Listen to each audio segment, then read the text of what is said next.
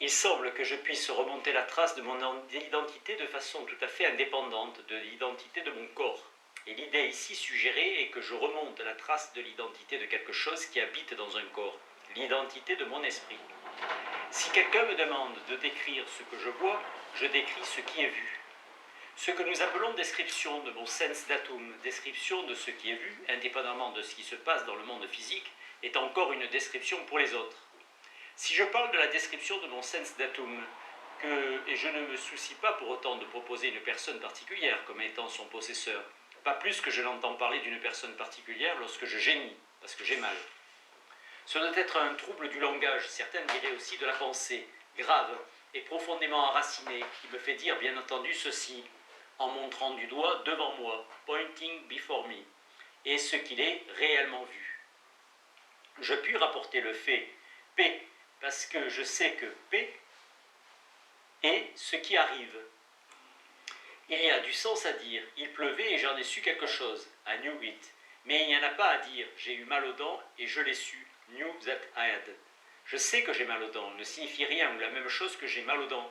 Ceci du reste est une remarque relative à l'usage du mot je, qui que ce soit qu'il emploie.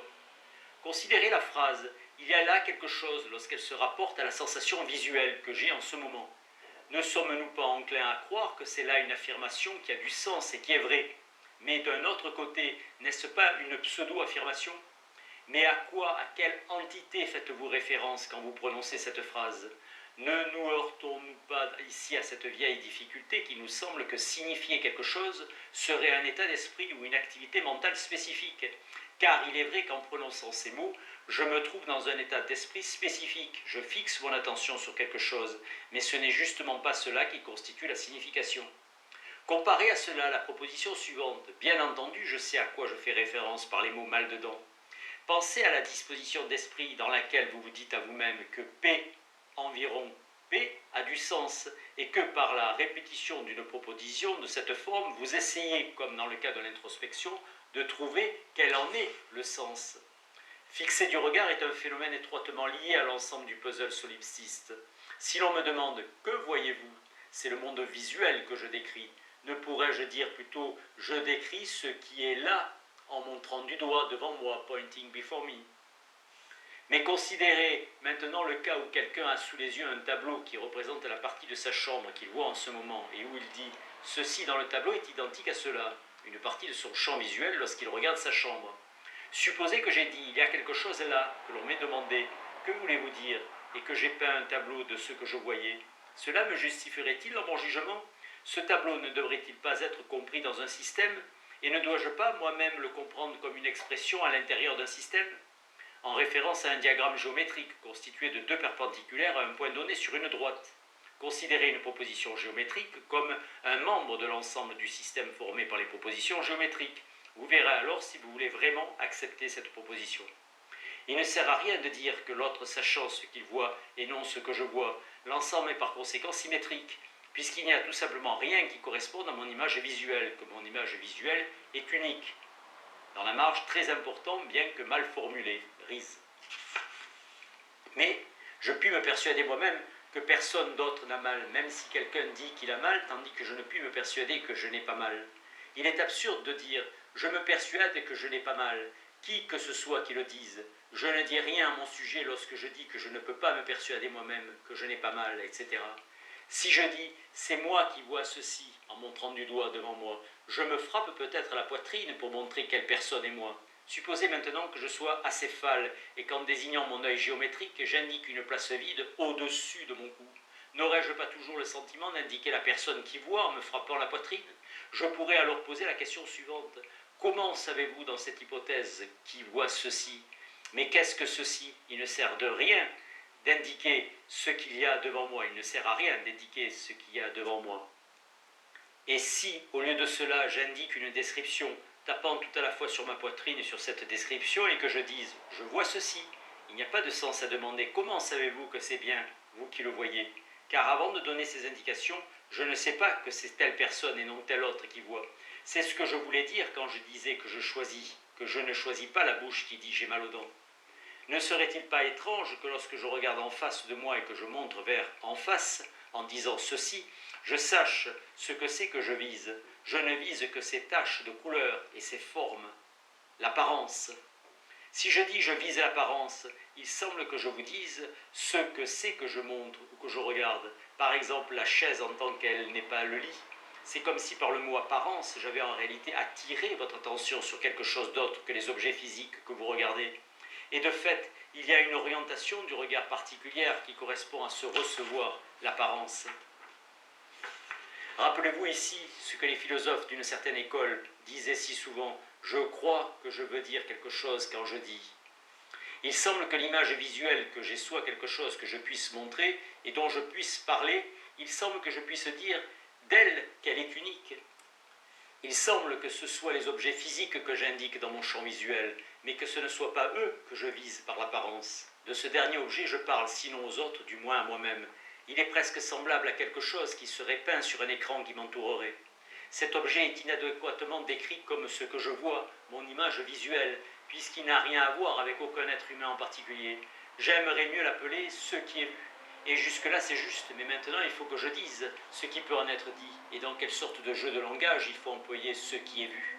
Car au premier abord, je serais enclin à employer cette expression de la même façon qu'on emploie un mot qui désigne un objet physique. Et ce n'est qu'en y repensant que je me rends compte que je ne puis le faire. Quand j'ai dit qu'il semblait qu'il y eût là un objet que je pouvais montrer et dont je pouvais parler, c'était seulement parce que je le comparais avec un objet physique. Ce n'est en effet qu'en y repensant qu'il apparaît qu'on ne peut pas appliquer ici l'idée d'en parler. J'aurais dû comparer l'objet à un décor de théâtre. Quand donc pourrait-on dire que je parle de cet objet? Quand dirais-je que j'en ai parlé? Manifestement, quand je décris comme nous dirions mon image visuelle, et peut-être seulement si je la décris, et seulement si je la décris à moi-même. Mais quel enjeu dirons-nous dans ce cas que lorsque je me décris à moi-même ce que je vois, je décris un objet appelé ce qui est vu? Pourquoi parler ici d'un objet particulier? Cette façon de dire n'est-elle pas imputable à une erreur d'interprétation? J'essaye de dire que nous ne pouvons pas alléguer l'expérience privée pour justifier cette manière de nous exprimer. Nous ne pouvons pas dire ce qui justifie ces gémissements, c'est la douleur qu'il ressent.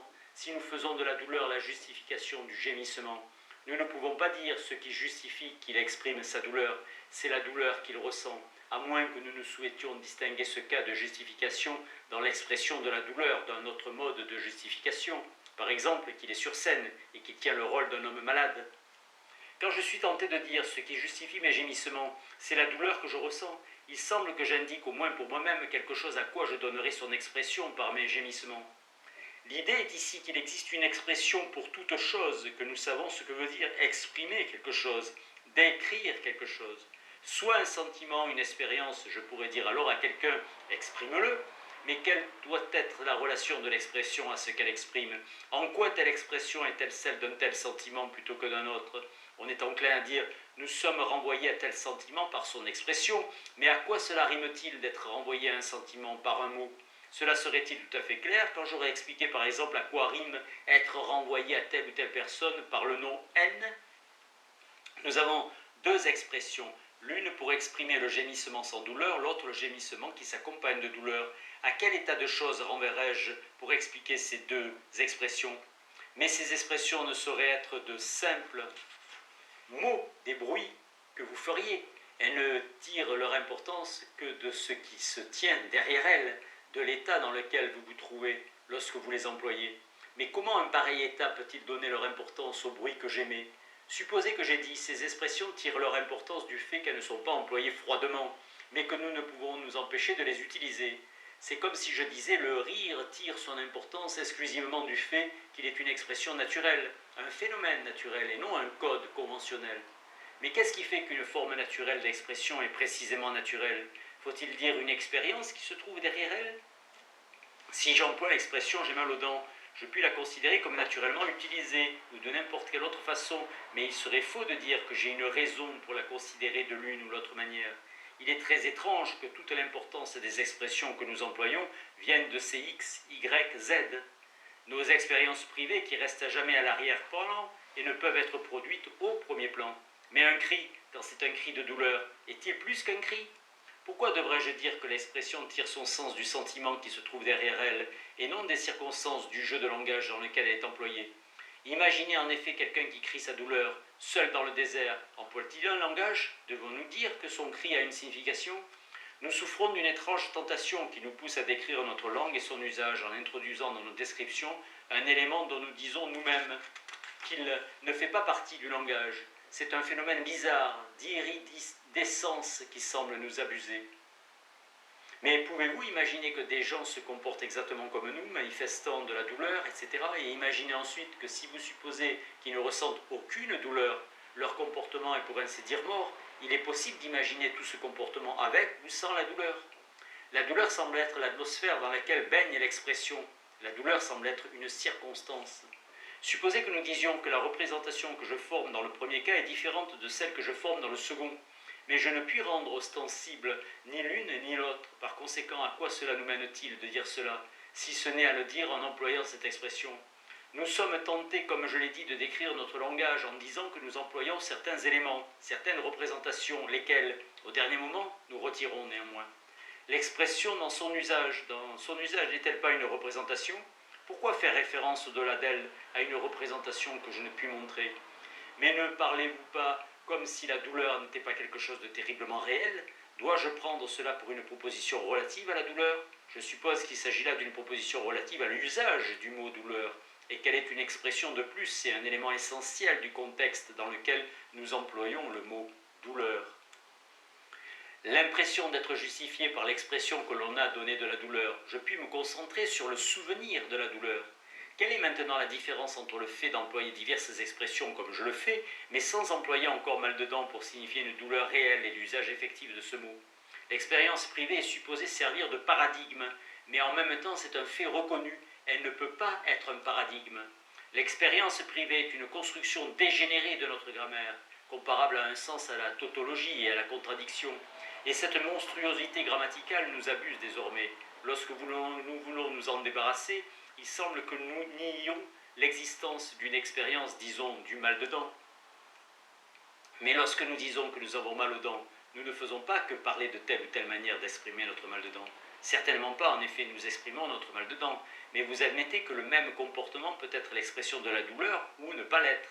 Supposez un homme qui triche. Tricher se fait en secret, mais un tel secret n'est pas celui de l'expérience privée. Pourquoi ne devrions-nous pas considérer que c'est une erreur de sa part d'employer le langage de cette manière?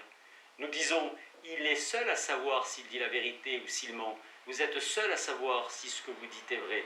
Maintenant, comparez le secret avec le caractère privé de l'expérience personnelle. En quel sens une pensée mienne est-elle secrète? Si je pense à haute voix, elle peut être entendue. Je me suis dit cela un millier de fois, mais je ne l'ai dit à personne d'autre. Vous seul pouvez savoir quelle couleur vous voyez. Mais s'il est vrai que vous êtes le seul à pouvoir savoir, vous ne pouvez même pas communiquer ce savoir, ni l'exprimer. Pourquoi ne devrait-on pas dire que je sais mieux que vous quelle couleur vous voyez, si vous vous trompez de mots, et que je puis obtenir votre accord sur celui que j'emploie, ou si vous montrez le mauvais échantillon, etc. Je ne savais pas que je mentais, vous devez l'avoir su. Scrutez, si vous ne savez pas que vous avez mal aux dents, vous n'avez pas mal aux dents. Je ne me contente pas de dire j'ai mal aux dents, c'est le mal de dents qui me le fait dire. C'est délibérément que je n'ai pas écrit la sensation de mal de dents, ni une certaine sensation. Cet énoncé opère une distinction entre, disons, le fait de prononcer la phrase comme exemple d'un énoncé, ou sur une scène, etc., et le fait de la prononcer comme une affirmation. Mais il n'est pas une explication de l'expression j'ai mal aux dents, de l'usage des mots mal dedans. Je sais ce que veulent dire les mots mal dedans. Ils me font concentrer mon attention sur quelque chose de particulier. Mais sur quoi? Vous êtes alors enclin à fournir des critères de comportement. Demandez-vous, sur quoi le mot sensation, ou mieux encore expérience, vous font-ils vous concentrer? À quoi cela ressemble-t-il, se concentrer sur l'expérience? Si j'essaie de le faire, j'ouvre par exemple mes yeux plus grands qu'à l'ordinaire, et je fixe.